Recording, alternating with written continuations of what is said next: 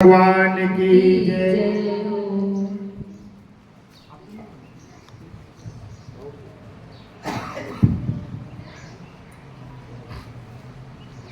बोले श्री महाकालेश्वर भगवान की जय। भागवत महापुराण की जय। श्री वेद व्यास जी महाराज की जय। श्री सुखदेव जी महाराज की जय। बोले नर्मदा माई की जय। जयकारा आनंद आना चाहिए। जयकारा तो लगाइए बहनों, नींद तो नहीं आ सभी रही। लोग लगाओ। आनंद का विषय ये भागवत कथा एक उत्सव का विषय होता है। ये भागवत कथा का ऐसा नहीं है कि हम सिर्फ दिन काटना है, समय काटना है। तो कम से कम जयकारा ऐसी होना चाहिए कि हमारा हाथ परमात्मा के हाथ से जुड़ जाए। बोले नर्मदा माई की जय। हाँ, इस प्रकार ताकि थोड़ा हमारा भी उत्साह बढ़े कि हम सब भागवत महापुराण के श्री चरणों में समर्पित होकर के सभी लोग एक साथ बैठे हैं। सर्वप्रथम गुरुदेव के श्री चरणों में कोटि कोटि प्रणाम करता हूँ। व्यास मंच पर मंचासीन दीदी के श्री चरणों में कोटि कोटि प्रणाम करता हूँ एवं यहाँ पर सभी भक्तजन आपके हृदय में वास करने वाली सर्वेश्वरी श्री राधा रानी एवं भगवान श्री कृष्ण के चरणों में बारंबार नमस्कार करता हूँ एवं जिस स्थान पर माँ के श्री प्रांगण में दिव्य शक्ति के साथ में आप और हम सब विराजमान उनकी छत्र छाया में उनके श्री चरणों में बारंबार प्रणाम करते हुए आप सब वो भाग्यशाली लोग हैं जिन्होंने भागवत महापुराण के माध्यम से ज्ञान, भक्ति और वैराग्य इन तीनों चीजों को सार्थक करने के लिए लगातार 7 दिवसीय ज्ञान यज्ञ में आप लोग पधारे हैं। क्योंकि कहीं ना कहीं प्रथम दिवस में ज्ञान, भक्ति, वैराग्य के बारे में बताया गया, जिसमें यह आता है सीधे सीधे शॉर्टकट बात करेंगे, लॉन्ग कट का समय नहीं है। क्योंकि अपन तो गांव के लोग हैं और गांव के लोग मक्का के स्तर खाए हैं। सिटी का लोग तो कहीं एक दाना निकाले ना खाए ना, अपने तो कहीं जैसो ही जाए ऐसो ही बढ़ लाऊंगा। तो कहते अपने तो कहीं जितना शॉर्टकट कोई सकेगा तो शॉर्टकट कहेंगे वापिस अपना स्थान में जाएंगे। तो जैसे ही ज्ञान, भक्ति और वैराग्य की बात करें तो उसमें ये कहा गया प्रथम अध्याय में कि भक्ति के 2 पुत्र थे, वो थे ज्ञान और वैराग्य। परंतु किसी कारणवश कलयुग के प्रभाव से वो दोनों अचेत हो गए और यदि युवावस्था को कोई प्राप्त हुई तो वो है भक्ति। उसी प्रकार हम लोग आज कलयुग में जी रहे हैं तो हमारे पास में सिर्फ यदि जवान युवा अवस्था में यदि कोई चीज है जिससे हम हमारे जीवन को सार्थक बना सकते हैं तो हमारी वो भक्ति है। आज हम इस भक्ति को यदि ज्ञान मार्ग पर ले जाने का प्रयास करेंगे तो भी कहीं ना कहीं हो सकता है कि हमको तब या साधना की जरूरत करते करते शरीर को दुख देना पड़ेगा, और यदि हम वैराग्य के भाव में भी इसको ले जाएंगे तो कहीं ना कहीं हमको दुख देना पड़ेगा। परंतु इस कलयुग में आनंद के साथ जीवन जीना है और संपूर्ण उपयोगी वस्तुओं को साथ लेकर मोक्ष प्राप्त करना है, तो उसका सरलतम उपाय केवल श्रीमद् भागवत महापुराण, जिसमें आनंददायक कृष्ण की भक्ति के साथ साथ हम लोग हमने हमारे जीवन को भी आनंदमय बना सकते हैं।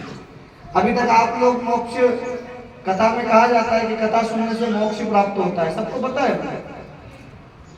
कि नहीं पता है? कथा काहे के लिए होती है कि मोक्ष मिल जाए। अब मोक्ष क्या होता है? मोक्ष ये होता है कि हम मरने के बाद में जन्म मृत्यु के चक्कर से छूट जाए, ये मोक्ष नहीं। कदाचित ऐसा नहीं, अगर ऐसा होगा तो कोई पंडाल में आकर बैठेगा ही नहीं। कौन मरना चाहता है? कोई मरना चाहता है? कोई नहीं चाहता। परंतु क्या होता है मोक्ष? क्या हम साथ में यही बात करते हैं, राजा परीक्षित को मोक्ष प्रदान करने के लिए श्रीमद् भागवत महापुराण मिटाई जाती है। हम लोगों को, हमारे पितरों को मोक्ष प्रदान करने के लिए श्रीमद् भागवत महापुराण मिटाई जाती है। अच्छे कार्यों की सिद्धि के लिए यदि हमको कोई सार्थकता प्रदान हो या सार्थकता लेनी हो तो हम श्रीमद् भागवत महापुराण विराजमान करते हैं। लेकिन आखिर मोक्ष है क्या? हम इस मोक्ष को लेते लेते आज जन्मों जन्म ना जाने कितने बिता चुके हैं, हमारे पूर्वज ना जाने कहते कहते चले गए, लेकिन किसी के हाथ में मोक्ष आया है अभी तक? किसी को मोक्ष पता चला? और यदि ऐसा होता है कि मोक्ष मरने के बाद है तो फिर हमको भक्ति नहीं करना चाहिए, क्योंकि वो तो मरने के बाद होगा, वो हमको पता चलेगा नहीं। और कलयुग में हम चमत्कार देखने के लिए, परंतु आज आपको स्पष्ट कर दिया जाता है कि यदि मोक्ष की बात होती है महाराज, तो मोक्ष का सीधा सीधा तात्पर्य है कि जब आप किसी भक्ति से जुड़ते हैं, किसी पुरुषार्थ से जुड़ते हैं, किसी परमार्थ से जुड़ते हैं, किसी ऐसे कार्य से जुड़ते हैं जिसमें परमात्मा से तार जोड़ने का एक लक्ष्य या संकल्प बनता है, जब उन कार्यों में हम जुड़ते हैं तो हमें कहीं ना कहीं परमात्मा का आशीर्वाद रूपी मोक्ष प्रदान होता है। और जब हमको मोक्ष प्रदान हो जाता है, उसका चमत्कार क्या है? हमने बहुत सारी कथाएं सुनी, हमें ऐसा लगता है कि हमें मोक्ष कब मिलेगा। तो दो प्रकार के मोक्ष होते हैं, एक तो जीते जी मोक्ष होता है, एक मरने के बाद मोक्ष होता है। यदि जीते जी मोक्ष की बात करें, यदि आप परमार्थ के काम में लगे हो, भागवत महापुराण के सेवा में लगे हो, या किसी भी ऐसे मनोरथ में लगे हो जो परमात्मा से जुड़ा हुआ है, संत सेवा में लगे हो, ब्राह्मण सेवा में लगे हो, कोई सी भी सेवा हो, आप यदि किसी में लगे हैं तो जब कार्यरत होते होते करत करत अभ्यास जड़मति होती सुजान, जैसे जैसे आपकी भक्ति पकती जाएगी, जैसे जैसे आपके नाम की सार्थकता पकती जाएगी, वैसे वैसे कहीं ना कहीं परमात्मा आपको सारी सुविधाएं सुलभता से प्रदान करते जाएंगे। और जो आप मनोरथ मांगते हो, आपको जीने के लिए क्या चाहिए? मकान, गाड़ी, बंगला, घर परिवार, व्यवसाय, इसके अलावा क्या चाहिए आपको? और ये सब आशीष मिल रहा है, तब सजा आपकी धारा बढ़ चुकी हो, आप तो हो चुका है कि आप मोक्ष से मिलता है।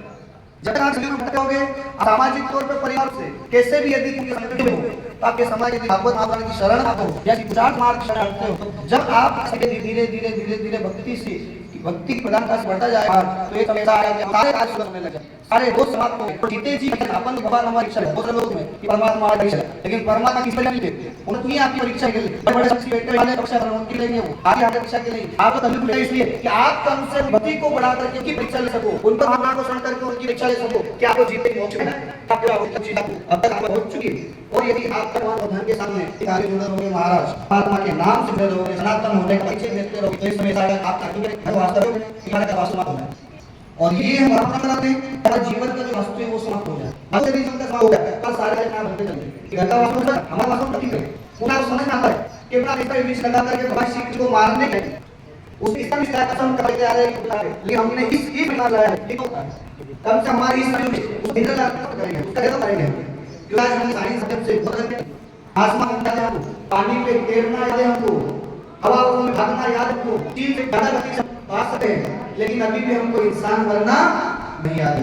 इंसान कैसे हमको भागवत महापुराण में बताया कि साथ में तो हम भूल ये हम लेकर हम राम का परिचय देखो, ये मतलब कि अपन बोलते हैं दुख पर ये करता है और राष्ट्र खत्म नहीं करो कि ये में लिया है तो कहीं ना आप उनके भी बोले तो आप जिस जैसे ज्यादा दिखा लोगे भक्ति और शक्ति भक्ति कैसे लगे? राम नाम बोलो हरे राम